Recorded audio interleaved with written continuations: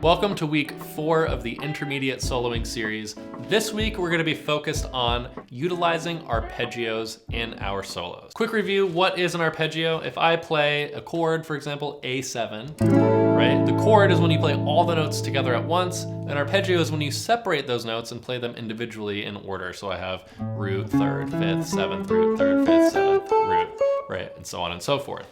Now, arpeggios are a really great way, similar to what we did last week with our triads, right? We kind of took our triads and we said, cool, I'm gonna land on a chord tone every time that the chord changes. That gives us a really strong sound, right? Now, utilizing arpeggios, pretty much the same idea, but we're gonna be focused more on 7th chords today, okay? Because to me, triad voicings, like we were doing last week, and the arpeggios of them are so deeply intertwined as one little nugget of information. But with 7th chords, it's not as simple as going, here's my A7, and then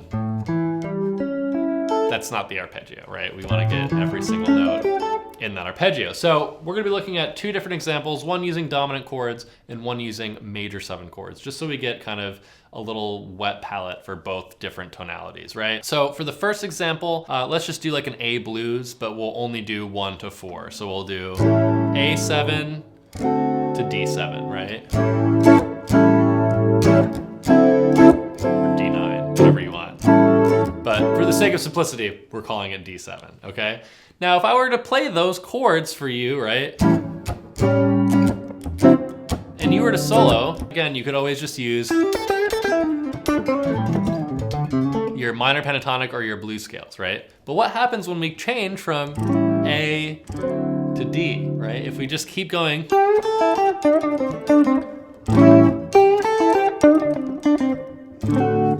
we don't hear that change to D as much, right? The gravity isn't as strong. So utilizing arpeggios is going to fix this problem, okay? So first thing we need to do is outline both of our arpeggios. Know where they're at so that we can access them quickly.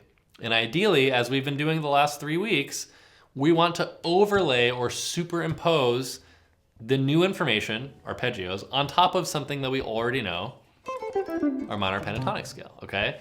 So I'm gonna say, okay, for A7, I'm gonna use, here we start the A minor pentatonic scale on A, so I'm gonna add in my arpeggio,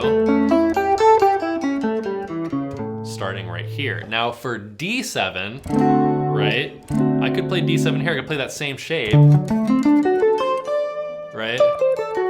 But here's the problem, my pentatonic scale's down here, and I don't wanna have to go slide up half the neck to play that arpeggio. So what if I say, okay, well, I can also play D7 here. What if I played that D7 arpeggio off of the A string root? Huh, well, check this out. How much closer does this look to the minor pentatonic scale? We're in there, baby, okay? A7, D7. So check this out. Step 1 of this exercise, we're gonna play through A7, and then we're gonna play through D7. So we're just gonna go up A7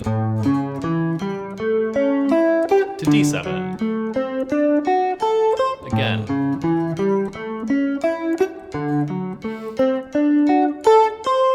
Okay, now same thing, descending. Same way we've done it all, okay? I wanna ingrain these practice ideas into your head. So start at the top of your A7 and descend.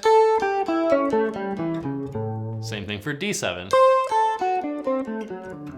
Right? You want to just be able to go up and down these arpeggios. Now, if you're having any trouble on these arpeggios, please check out my masterclass, Back to Basics. We will address all of the fingerings here across the fretboard for major 7, dominant 7, minor 7, minor 7, flat 5, diminished 7. All of your arpeggios are going to be in there. Also, if you are already there but need a little more clarity on how to solo using these, check out my chord tone soloing masterclass, which is an entire masterclass specifically on how to play arpeggios through chord changes. Once that is comfortable, we're not going to be sitting there soloing going,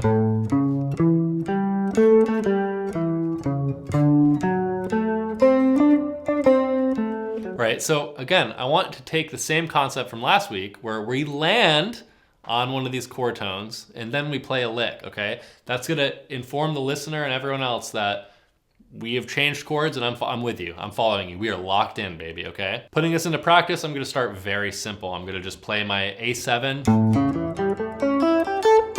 maybe a lick, I'll land it on the 3rd of D7.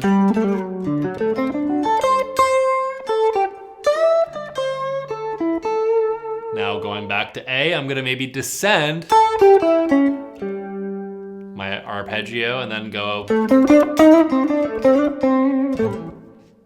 Same thing. So again, outlining your arpeggios, lick, arpeggio, lick, arpeggio, lick.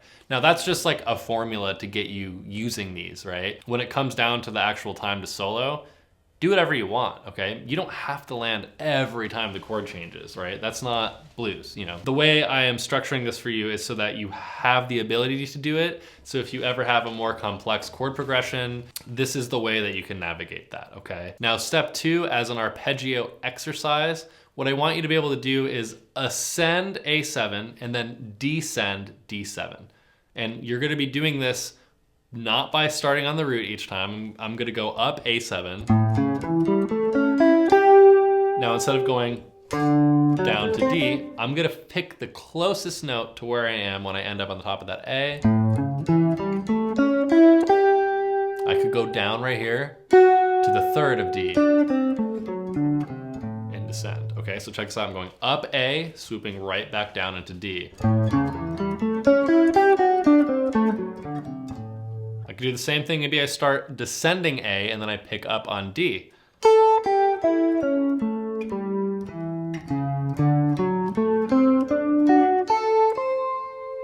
Right? And there's more than one option, right? When I did that first one, I could go up.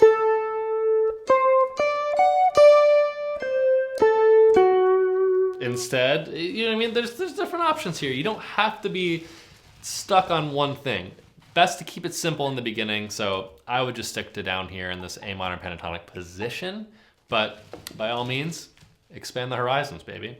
Now, one more example, totally different key. Let's go to key of G major. We'll do G major 7. Hi, Barbara. To C major 7. Okay, same steps. First, I want to map out G major 7 arpeggio. I want to be able to play it from the top down. Same thing for C. Now I want to be able to intermingle between the two. I go up G major 7, down C major 7.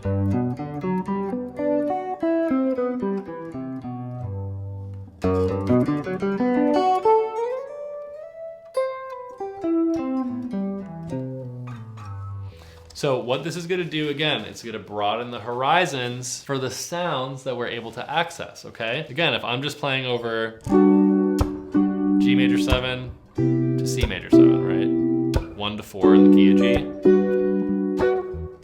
I could just sit here and use,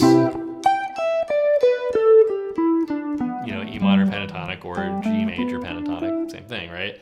Or I could land on my arpeggios, mix in some chord tones, mix in some pentatonic licks, go back to chord tones. So for example, over G major 7, then over C,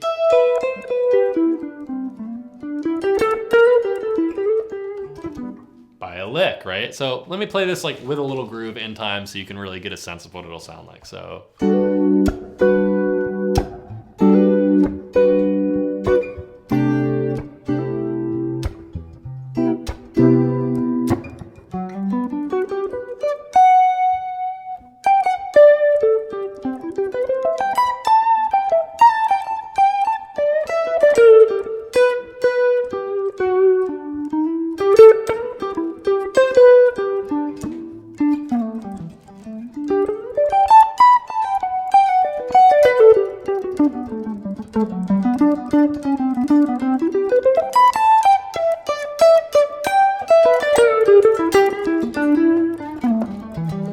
Right, so you get the idea here. I'm kind of mixing my arpeggios with pentatonics, and you get all of these extra extraneous sounds that can start to sound pretty advanced, but fundamentally we're just playing arpeggios, right? And Another superpower that utilizing arpeggios gives you is you can be having any chord progression in the world. I could say play over this. There's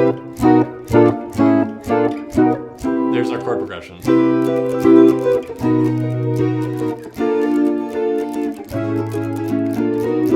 And normally we'd be like, as a guitar player, we'd be screwed. We'd be like, I'm not soloing over that because I don't know how.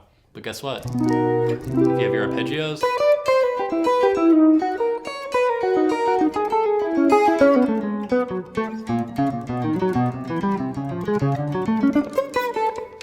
you're Superman now. You can do whatever you want. Absolute freedom. Arpeggios are the way to freedom on the fretboard, in my opinion. So, what should you practice this week? First, go through and loop A7 to D7.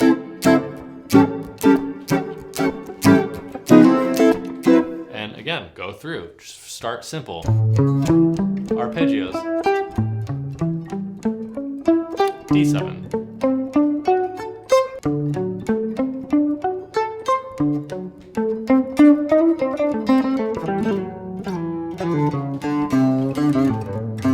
Mix in your licks, right? And again, these are just two tiny little examples. If you have a song that you're working on or a song that you're playing right now, take all of these ideas and apply them to that song. That will help you out a lot. Again, we want to put this into our long-term memory, which is done by utilizing it in a musical way. Thanks for tuning into the Intermediate Soloing series. Once again, if you are not subscribed, please hit that subscribe button. It's a very easy way and free way to support this channel. Keep more videos like this coming to you and to our fellow guitar nerds. If you have any questions, leave a comment below. And if you're looking to learn more guitar, head to my website, thedonutdoctor.com. That's home to over 500 of my guitar lessons, masterclasses, guided learning pathways, and so much more. I'll see you there.